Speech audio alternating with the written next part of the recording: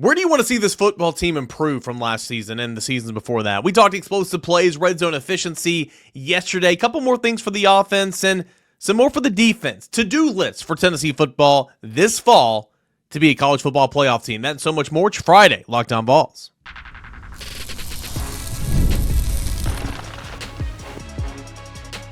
You are Locked On Vols, your daily podcast on the Tennessee Volunteers. Part of the Locked On Podcast Network, your team every day. Hey, good Friday morning, everybody. Welcome into Locked On Vols. I am your host, Eric Kane. Appreciate you guys for being here, making Locked On Vols your first listen, your first watch each and every single day. We're a part of the Locked On Podcast Network, where it is your team every single day. Thank you so much for making us your first listen here each and every single morning. We are free and available wherever you get your podcasts. That's YouTube, that is Apple Podcasts, Spotify, all that and more. Can't thank you everydayers enough for being here. Go ahead and check out that Locked On newsletter as well, if you don't mind. Today's show is going to be fun. Segments 2 and 3. Hey, it's a Friday. I'm about to head out to Fayetteville. Super Regionals here. It's a big one. The best show in town in Fayetteville, the best show in the country, really, is going to be happening in Fayetteville, Arkansas this weekend. Tennessee baseball and Arkansas baseball for Super Regional action. We're going to cross over with Locked On Razorbacks. Host John Nabors in segments 2 and 3. Is all the pressure on Arkansas? The answer is yes. More on that to come. But let's get back to our wish list conversation for Tennessee football, our to-do list, if we will. If Tennessee is going to be a good football team this year, this has to happen to fix the offense. This has to happen to fix the defense, so on and so forth. Yesterday, we talked about the return of the explosives to the offensive side of the football, comparing those plays of 20 and 30 yards or more from 21 to 22 to 23 to 24. Comparing points per game from the first 2 years in the system to the last 2 years. We also spoke on the red zone efficiency, which, in my opinion, that is the number one thing that's got to be fixed for the Tennessee football team to be better offensively in 2025. I don't care who the quarterback is. Red zone efficiency has got to be there. Where I want to start off here today's show is if this football team, offensively and defensively, but primarily I'm talking offense, well, both really, if you want to be as good as you can be, you've got to cut down on the penalties. I mean, listen, penalties are part of the game, right? And how many times are we crying ref? We crying ref. I mean, that's just not a good look for anybody, in my opinion. As I did absolutely go in on the home plate umpire the other night for the Tennessee and Wake Forest Knoxville regional game. But typically, I don't cry ref because I don't think that that's a very good look. I think that's a sore loser mentality. But penalties are a part of the game a lot of the times. Like, they're going to happen, especially in this system where you are teetering on offensive pass interference for Tennessee because they run so many screens. I mean, a lot of times that's going to get called. So you got to kind of have to look the other way for that. But there's no reason why Tennessee should be towards the bottom of the SEC year in and year out. In 2024, Tennessee had the third most penalties in the conference through 12 regular season games, 99 penalties that accumulated for 819 yards, an average of 68.25 yards per game. Nearly 70 yards on penalties a game. That is inexcusable. In 2023, Tennessee committed the most penalties in the league, 101 penalties for 883 yards, 67.9 yards per game. So again, you're pretty much on par right there. Almost 70 yards via penalties per game. Tennessee did the same in 2022, a league-high 105 penalties for 905 yards, 69.5 yards per game. Goodness gracious, that is just unreal. Tennessee actually played the cleanest football in 2021, the first year of this system, committing the 10th most penalties in the league, 89 for 788 yards, 60.6 yards per game. So any way you want to spin it, Tennessee is a heavily penalized team. Offsides on defense, pass interference, offensive pass interference, false start on offense, pre-snap penalties. I mean, goodness gracious, at some point, it goes down to coaching. At some point, it goes down to setting your standards in practice. I see officials at practice every single time we go over there to cover a post-practice press conference. There are officials at practice. Okay, I know some of them, good people. Like, how are you not getting better? I don't understand. What's the punishment for committing penalties in practice? I mean, are you going to roll? You going to run? I mean, a lot of the punishment nowadays would be considered so soft, compared to what it used to be back in my day. But I mean, there's got to be some accountability there. I mean, goodness gracious. Penalties have got to get better. There's no excuse for Tennessee finishing last twice and bottom, last 3 or 4 in the conference in 4 years under Josh Heupel. So you've got to fix the penalties. Also, got to get home. Got to get some more sacks. Tennessee's defensive line's been really good. I'm going to start out with a positive note. The TFL numbers have been just incredible 4 years with Rodney Gardner and Josh Heupel here. In 2021, Tennessee had 122 TFLs. 2022, Tennessee had 94 TFLs. 2023, Tennessee had 101 TFLs. 2024, Tennessee had 100 TFLs in the regular season. In total, I guess. That is an incredible defensive stat. 3 out of 4 years, you've had over 100 tackles for loss. Incredible. So that is really, really good. And Tennessee's created a ton of pressure, don't get me wrong, but the sack numbers have never been where they need to be. 29 sacks this past year. That was 8th in the conference, lowest of the Heupel era. 8th in the conference, goodness. 2021, Tennessee had 34 sacks, which was 8th in the SEC, 31 sacks, 6th in the SEC in 2022. In 2023, Tennessee had 41 sacks, which was 2nd in the league. So 2023 was actually a pretty good year in that regard. So TFL numbers are where they need to be. The sack numbers aren't. So you got to get home. You pressure, disrupt, quarterback hit, quarterback hurry. Those are all important. I'm not trying to say they're not. But on 3rd down or on 2nd to force a 3rd and long, you got to get home. You got to get home. Tennessee gave up way too many plays where it didn't get home. The last thing I want to highlight here is, and this is self-explanatory, you talk about it all the time, fix the road issues. Man. 2024, Alabama had some road issues, big-time road issues, also dropped a big-time game at home as well, and that kind of derailed its season. In 4 years, Tennessee's head coach Josh Heupel is 8-10 in true road games. Been some really good victories. 2022 at Pittsburgh, 2022 at LSU, 2024 Oklahoma was a big one as well. There's never been plenty of offensive and defensive no-shows away from Neyland Stadium. Or there has been plenty of offensive and defensive no-shows away from Neyland Stadium. Tennessee hadn't beaten Florida, Alabama, or Georgia on the road under Josh Heupel, and then you have those inexplicable losses like 2022 South Carolina, 2024 Arkansas that certainly transpired. 2024 Arkansas, Tennessee lost because of the offense. Tennessee's had been more penalized on the road, 8.9 penalties on the road. Racking up double-digit penalty totals 7 times in 4 years away from Shield-Watkins Field.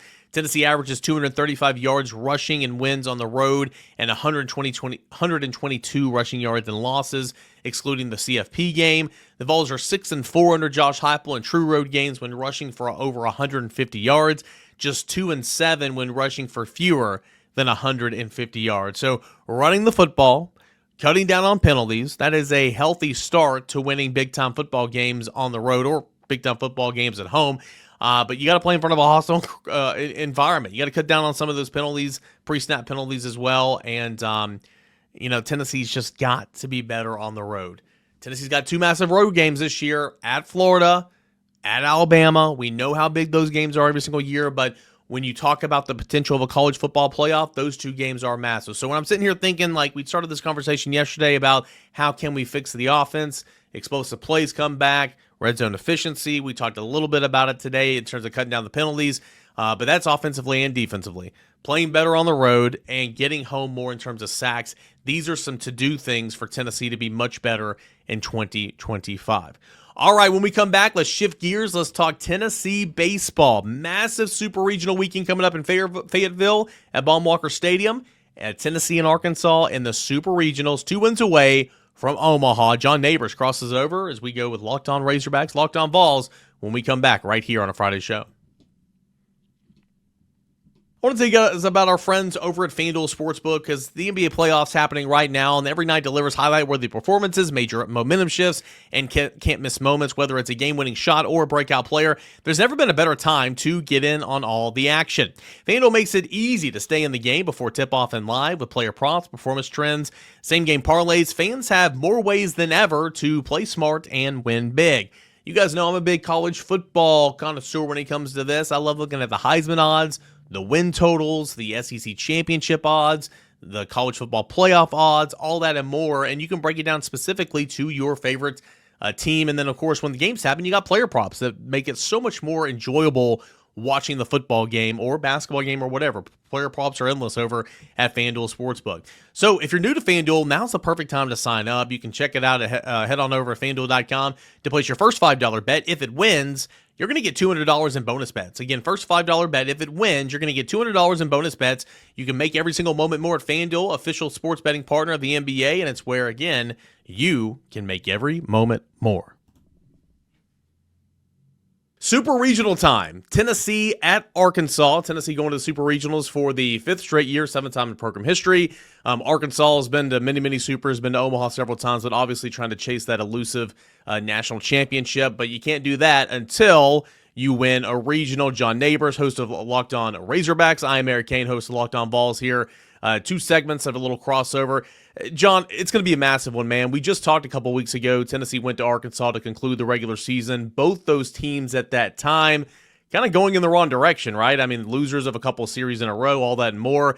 Since then, obviously, talent's taken over. These are 2 of the most talented teams. Some would argue the 2 most talented teams in college baseball, and they're playing like it right now. You had Arkansas that cruised through the Fayetteville Regional, Tennessee that had to go to Monday but won the Knoxville Regional. Tennessee won a couple of games in Hoover. I believe Arkansas was one and done, but everybody has a strategy down there. John, the table's set, man. It's going to be a massive week at Baum Walker, and I can't wait to be in attendance. I can't wait to see it. This is going to be what college baseball is all about right here. Yeah, and in fact, I was talking about it on my Locked On Razorbacks as well as my Inside Arkansas show about the highly anticipated Super Regional that this is. I know Arkansas missed out on getting to the Supers the past couple of seasons, and people were kind of holding their breath as Razorback fans, being like, "Oh, can we finally get out of the regional this time? You know, we don't want to make it 3 in a row." And not only did Arkansas get out of the regional, but they looked pretty dominant doing it. So it really provided, job's not done, still plenty of work, but definitely a huge weight off the shoulders of a lot of fans feeling the pressure from what they felt like it was going to be. But the thing is when, I don't know how Tennessee fans felt about it, but when it was announced that these 2 teams, these 2 regionals between Fayetteville and Knoxville would be matched up, it was kind of like, really? You just played each other a couple weeks ago, and obviously both teams got to take care of business, and they did. And so here we are. It feels like almost a College World Series level type of anticipation between these 2 teams because of the history, because of the talent, the coaching, everything. It almost feels like, kind of like that Duke Kentucky game with Christian Laettner. Everyone says it's the greatest game of all time. Well, people forget it's like in the Sweet 16 or Elite 8 or whatever it was. So that's what it feels like. But it's certainly anticipated. There's a lot of energy. Hopefully the weather cooperates this weekend, but should be an awesome weekend in Fayetteville. Yeah, well, the weather has never cooperated this season for Tennessee. I mean, I have it listed. If I was good at my job, I would have had a story on it and everything about it. But Tennessee has been affected by the rain, I want to say like at least 7 or 8 times this season. It's been incredible. But nonetheless, we'll see what happens. You kind of led me into that point, and I'm not trying to just, I mean, your viewers are going to say, you're saying, oh, Tennessee guy just dunking on us or whatever. But I'm not trying to do that. But you kind of led me to this point, and it's interesting for people like us to talk about. Nobody in those dugouts give a crap about what I'm about to say. But the pressure, it feels like, is on Arkansas. Would you not agree? Because of what you just laid out. They just got out of the regional for the first time since 2022. Chasing that elusive national championship, right? You're playing at home. And then you have Tennessee. Don't get me wrong. I mean, it's the expectations are always through the roof. That just is what it is with this fan base or any SEC fan base. But the year's kind of gone a little sideways at times. You're finally playing the way that you can. You get to Supers. Nobody's going to say, oh, well, great season, guys. If you lose, people are going to be upset. But you have been to Omaha 3 of the past 4 years. You just did win a national championship. So that is still the goal. But it feels like, for me, I'm not saying house money because that's not correct, but it feels like the pressure is much more on Arkansas this weekend than it is on Tennessee. Would you disagree? Not at all. Not at all. In fact, I said that as soon as it was concluded there in the Knoxville regional that I was going to be Tennessee, because you laid it all out there, and I don't mean this as an insult. I said this on my Locked On yesterday. I don't mean this as an insult towards Tennessee fans. I just feel like this might be Tony Vitello's worst team at Tennessee over the past 5 years this year, but it just shows how good a teams he's had. So it's a thing where Arkansas on paper is a better baseball team. These 2 teams played. Arkansas won the series. Both teams have a finalist for the Golden Spikes Award, which was going to be fascinating to see that matchup here this weekend. But to me, the pressure is on Arkansas because listen, it's one thing to, feel like you have a better team or to be a higher seed or whatever it is, but just knowing what's at stake and knowing who you're going up against and the performance that Arkansas put in the regional. Again, I know Tennessee's a better team than any team Arkansas faced in the regional, but as everybody should know, maybe Tennessee fans don't realize it because they've been to 5 straight, but getting out of a regional is really difficult. Just ask some of the other teams that like Georgia or any Texas, Vanderbilt. It's tough sometimes.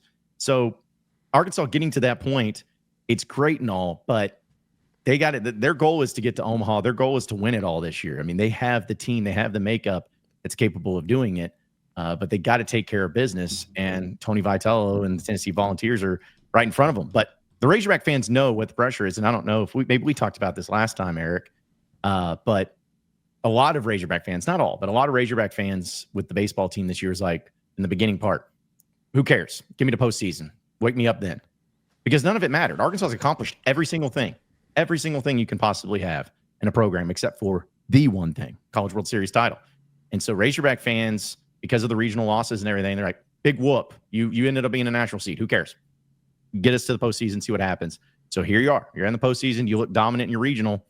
Pressure's on Arkansas. I think Tennessee is playing with house money because if they lose to Arkansas, I mean, Tennessee fans going to be upset, I'm sure. You don't want to lose. Oh, yeah. Or are they going to be like, oh, man, this was our year, and I cannot believe we lost to the 3-seed Arkansas? And I mean, I wouldn't think that. But, it's a lot of pressure, and I don't know what to expect, but it's going to be intense there in Baum-Walker this weekend.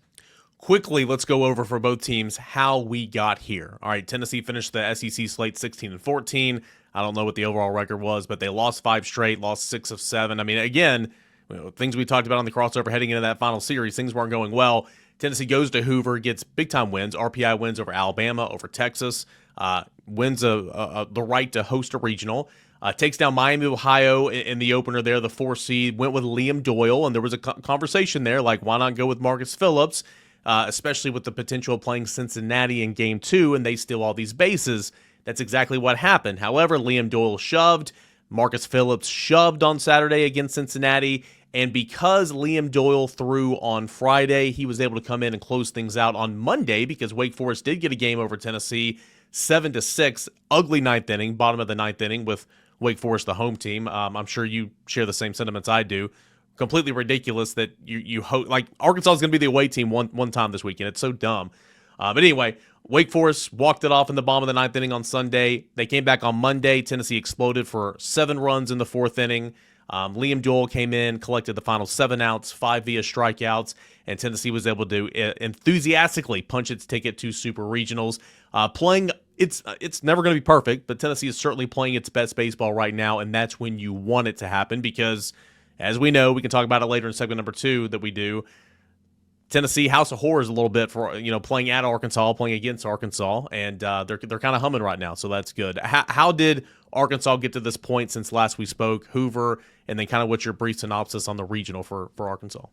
Well, the thing is that they started SEC play really strong. I think they won the first 4 or 5 straight going back to as far as series goes. But it's so weird because Arkansas was the number 3 overall seed, may have been number 2 overall seed if Vanderbilt hadn't won the SEC title. I mean, they could have been right there. But the thing is they lost 5 of their last 6 series, or 4 of their last 6 series in the SEC. And they went into the SEC tournament against Ole Miss and lost 5-2. But I don't know how Tennessee fans feel about it. It was kind of like, okay, whatever. Don't care. Well, who cares? Let's just get to the regionals. That's fine. And so obviously ending this regular season against Tennessee, it's crazy because Arkansas has lost 4 games in Baum-Walker Stadium this year, 4. And one of them was Tennessee. Yep. And 2 of them were Texas A&M, which brilliant. And the other one was Missouri State in the beginning of the year. So hey, Texas A&M swept a doubleheader at Lindsey Nelson this year, so we're out there with you. Yeah, they're really good at beating good teams, but they're not good at anywhere else apparently. So, but either way, they've made the regional. Okay, you got North Dakota State. You might play Kansas, who is the 2 seed. Creighton, who's a good baseball program. How's it going to go? Well, in Game 1 against North Dakota State, Arkansas throws out their Aiden Jimenez. I'm always going to get his name wrong, but either way.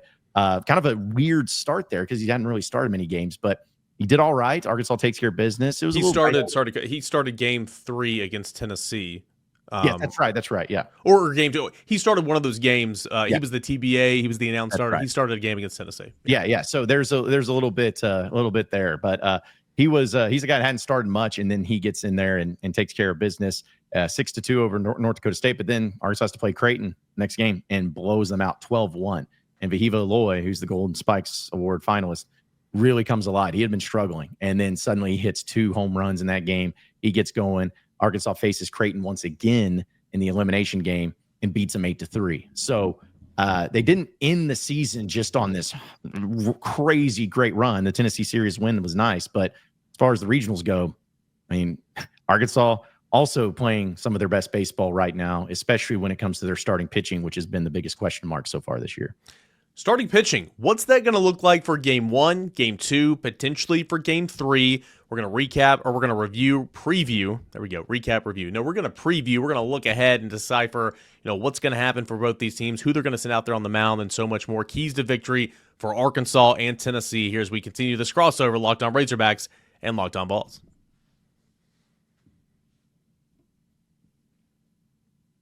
So as you mentioned, John Nabors, as we continue on this Locked On crossover, Locked On Vols, Locked On Razorbacks, Tennessee heading to Fayetteville for the Fayetteville Super Regional against Arkansas this weekend. Game 1 Saturday at 5 o'clock Eastern for local.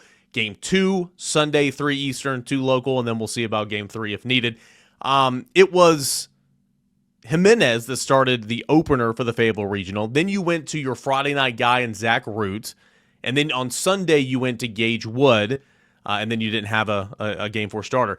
What do you think Dave Van Horn is going to do for the Saturday game and the Sunday game? What do you think? How is he going to line up his pitching? Going to go back to the normal with Wood with Root and then Wood? What's that going to look like on the mound? Yeah, I think that's exactly how it's going to look. Zach Root has been the ace for Arkansas the majority of the season, and it's kind of incredible because we call it good Root and bad Root, because when he's good, man, Arkansas is electric. I mean, the whole team just seems to have a whole nother level of energy offensively, defensively, across the board when he's good. And that's what you saw against Creighton this past weekend. Zach Root was incredible, and Arkansas won big. It just gave the confidence to everyone. So I think you're going to see him. And Gage Wood, he's been dealing with injury this year. He's a junior. He's kind of a psycho, a little bit from Batesville, but he is a very impressive kid that throws with such velocity. I was at the game this past week, and he had 13 strikeouts against Creighton in the elimination game alone. And I looked up, and he was about to 80 pitches, and he just threw a fastball of 96. I mean, so he's got longevity. He's healthy right now. So to me, it's going to be those two guys that are going to get going. And if this goes to a game 3, that's what's going to be really fascinating to see what Dave Van Horn does, because Landon Beidelshees has been a guy that started a whole lot. Will he go to him? Will it be somebody like Jimenez, like we talked about? Would Jimenez throw in games 1 or 2 potentially from the pen? Potentially there. I mean, that's the thing about Dave. He's throwing sometimes some random things out there, like Beidelshees against North Dakota State in game 1 of the regional. Beidelshees hadn't come in relief to close a game at all this season, but he did, and he did a pretty good job. So there's no telling. But that's what's really great if you're an Arkansas fan and why you loved it. You had 3 games this past weekend. Arkansas used 8 pitchers. That's it. 8 pitchers. You have guys that have been pitching all year long, didn't even play. And then I think 3 of those 8 pitchers, they pitched like an inning or 2. So you're going to be as fresh as possible in the pitching realm. And I think that's kind of what is an advantage to Arkansas. But I know what the starters are going to look like. After that, though, you never know with Dave Van Horn, because he's always going to do it by a matchup and who he's going to be going up against. But at least we know who the starters will be game 1 and 2. So Tony Vitello is going to have a media availability later on Thursday, so we're doing this before that, and we're going to ask him and everything. But here's the question. It's going to be Liam Doyle and Marcus Phillips starting the 2 games that we know of for sure. It's just what order are they going to be in. When you went to Arkansas to end the regular season, that was a Thursday through Saturday matchup. They wanted to keep Liam Doyle, who's been dealing with some blisters, on his normal 5-day rest, work week, all that. So they flipped Marcus to Thursday and kept Liam Doyle on Friday. But it's typically been Liam Doyle, then Marcus Phillips, and then whoever all season long. With Doyle throwing Friday, 104 pitches, and then Monday night to close things out, 39 pitches, he will be on 4 days rest if he goes on Saturday. He has pitched on 4 days rest this year. It's not unheard of. We will ask Tony what his thought process is on that. If at all possible, he will throw Liam Doyle to begin the Super Regional because he's mentioned many, many times. Obviously, he's a Golden Spikes Award, finalist, along with Eloy. He's, a Dick Hauser, finalist. I mean, he's National College Pitcher of the Year semifinal. I mean, name that award, he's there. And he's kind of psycho. Again, his words, not mine. So he loves leading the weekends off with a Liam Doyle. But it will be interesting. Is he rested enough? Is he through his throwing progression, throughout the week? We'll have to see. But regardless, for me, I think it's a win-win. Marcus Phillips is throwing well. Say you get to Sunday and Tennessee has a chance to secure the Supers. You have Liam Doyle there. Say Tennessee's down a game and you turn to Liam Doyle to save your season. That's a pretty much a win-win. If a game 3 happens, much like Arkansas, we'll just see. A.J. Russell's a name you got to watch out for. They love him as a bridge. He can also start. His Tennessee career's been sidelined with arm injuries, but he's going to be a top 2-round pick this summer. So much potential.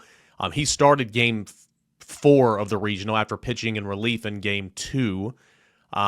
You've got another guy that's going to be drafted, a lefty that can throw in the mid-90s, and Brandon Arvinson, long relief. He's had 2 of his best outings his last 2 times out, which is good. Tegan Coons, a true freshman. He could start that game 3 potentially. So it's going to be where are they in the bullpen type situation, and they'll try to just piece together a game 3 if it comes to that. But that leads me to another thing on Tennessee's side. One half of the battery is not going to be there on Saturday. And Cannon Peebles, he was ejected in the 8th inning on Monday in the regional finale, and I'll let you know my thoughts on that. But overall, I mean, heading into this weekend, that's advantage Hogs game 1 for sure. I'm not saying like he swings the best bat in the world, but he is swinging a good bat, and he's the catcher that controls the pitching staff. That's not a very good thing for Tennessee to be without him for game 1. Yeah, I think Razorback fans are really bummed by that because he had a great showing in Fayetteville a couple weeks ago. I mean, he was really good. And let everybody know about it. So let's not forget, this is a guy that is a true freshman at NC State in 2023. Freshman All-American, was the DH primarily, hit like 14 home runs, led the team in RBI and all that. And then he came to Tennessee, and it just kind of never really materialized a little bit. And he kind of took a backseat to Cal Stark. And this year, again, the average isn't where you want it to be, but he has had, as you mentioned, he has had some clutch hits, some clutch home runs. And he's been providing a lot of stability to the bottom third of the order. He's a really good catcher. So, really good player. He'll be a top 3-round draft pick, coming up this summer. But Tennessee's going to have to find a way to move on without him for game 1. Yeah, and I think that with Arkansas and how they've played this year, especially at home, I think it really comes down to game 1 because I just don't see Arkansas losing 2 games in a row. I just don't see that. And so if I'm Tennessee, I am definitely going all in whatever you can for game 1 because of the circumstances. But if Arkansas goes out there and, they play like they did this past weekend and, get Doyle hit up a little bit and they take care of game 1, I'm not saying that Tennessee's cooked and it's over with because I wouldn't surprise me at all if this goes to a game 3. In fact, I would be surprised if either team sweeps just because of the talent level and everything. But I think that's just got to be. That's why it's so crucial for Arkansas to take care of business in that game. And Tennessee, they're going to have talent. They got talent. They got swagger. They got everything. And I'm sure Tony Vitello, which he's got championships. He's been a great coach. But one thing, head to head, he's not had very much success against Dave Van Horn. Mm-hmm. I know he's wanting it, especially in this moment. This would be the biggest one. But I think with Arkansas, though, you got to continue to get guys going because that's one thing that I'll give them a lot of credit for. A year ago, Eric, Arkansas in the regionals, if you looked up over there at the lineup, they had 2 players that were batting over 300 on the team a year ago in the regionals. This year in the Supers, if you look at the lineup, they have 7 of the 9 batting over 300. And one of them being Brent Iredale was 300 for a long time, just right underneath it. And the other one, Big Country Reese Robinette, he's been he's a guy that started slow but has kept up. So they're hitting the ball well, man. I mean, you got Justin Thomas, which he's hurt, right? Justin Thomas is good. He's the one that he actually hit a home run this past game against Creighton. So yeah, he's hitting 290. You mentioned Iredale, he's hitting 285. Robinette, he's hitting 280. So again, like that's what I was going to say. Like keys to this matchup for me, it's got to be Tennessee's pitching because the bats. The Vanderbilt series before going to Arkansas to end the regular season, for a long time, Tennessee wasn't pitching it well. Tennessee wasn't overcompensating with the bats, and it was just ugly baseball. the at-bats started getting better. And then in Fayetteville, Tennessee swung the bat great. I mean, offensively, there was no issues, right? Tennessee won 10-7, then lost 8-6, then lost, 8-4, whatever it was. The offense wasn't the issue. It's the pitching. And can you have enough? Do you have enough? Because this lineup doesn't quit. I mean, again, the Alloy brothers, Davalon. I was doing a hit on the radio the other day, and I'm just going through the lineup. I'm like, that guy did something in that series. That guy did something. That guy did. Oh, there's Cozile. Tennessee's played him for 4 years. Hellfreak killed Tennessee in that series. So this is a really, really good offensive lineup. So the key for me for Tennessee is the bullpen, okay? And Liam Doyle. Liam Doyle did not have a good outing in Fayetteville there. One of the few, non-elite outings he's had all year. Can Arvidsson give you a lot of innings? Can A.J. Russell step up? Are you going to get good Nate Snead? Tennessee's bullpen's looked a lot better of late.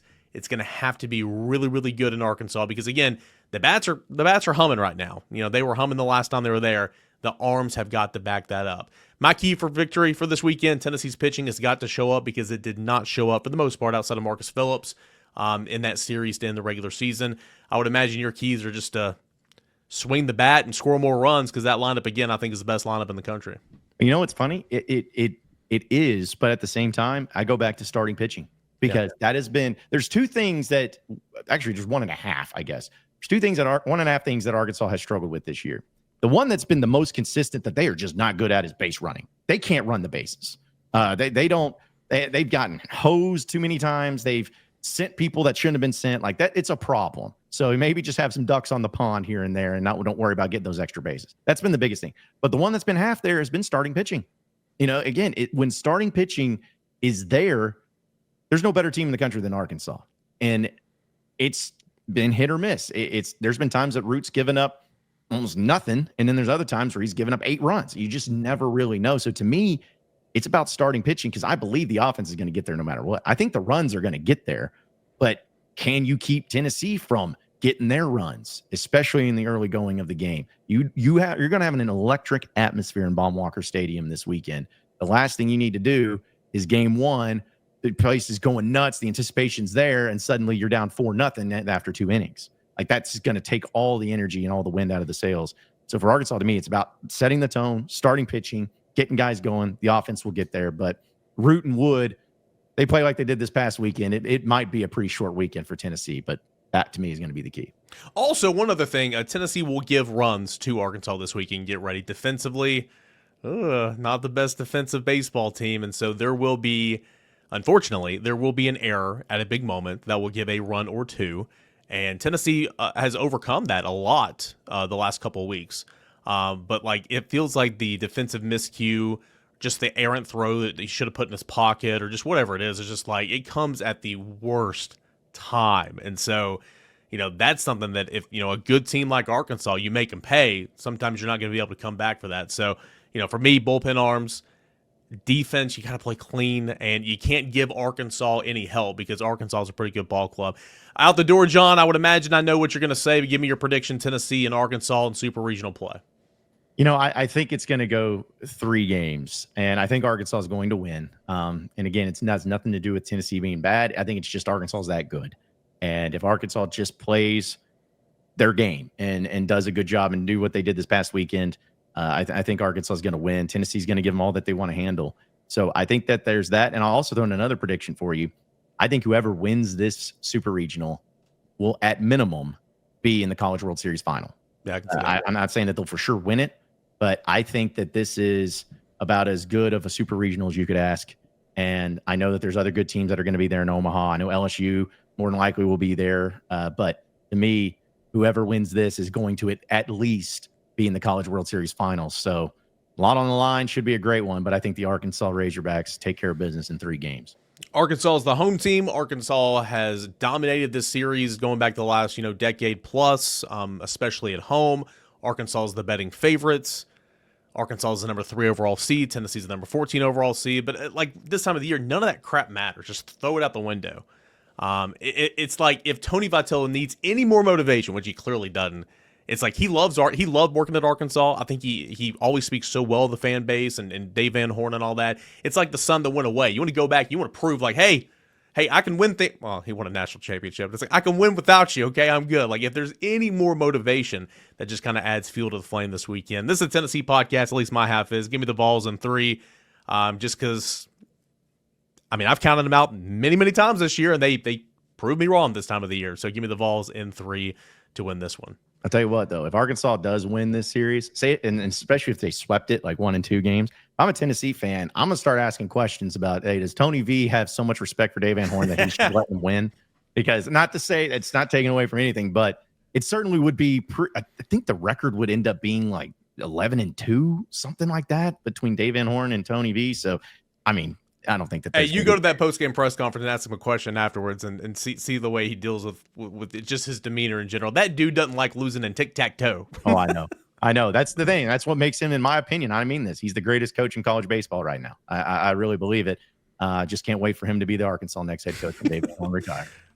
Whenever Van Horn steps away, that is just going to be the biggest news swirl, time period ever. It's going to be so annoying. I'm already dreading that time. So we'll see what happens. This weekend's going to be a good one. John Nabors, Locked On Razorbacks. I'm Eric Kane. Thanks so much for joining us here on a Locked On crossover. Big weekend of baseball coming up. We'll recap it on our respective shows next week and get you the news, football news, and college football playoff expansion, SEC spring meetings talk, a couple weeks ago, all that and more coming up the first next week as well. Appreciate you guys for joining us here on a Locked On crossover, Locked On Vols and Locked On Razorbacks.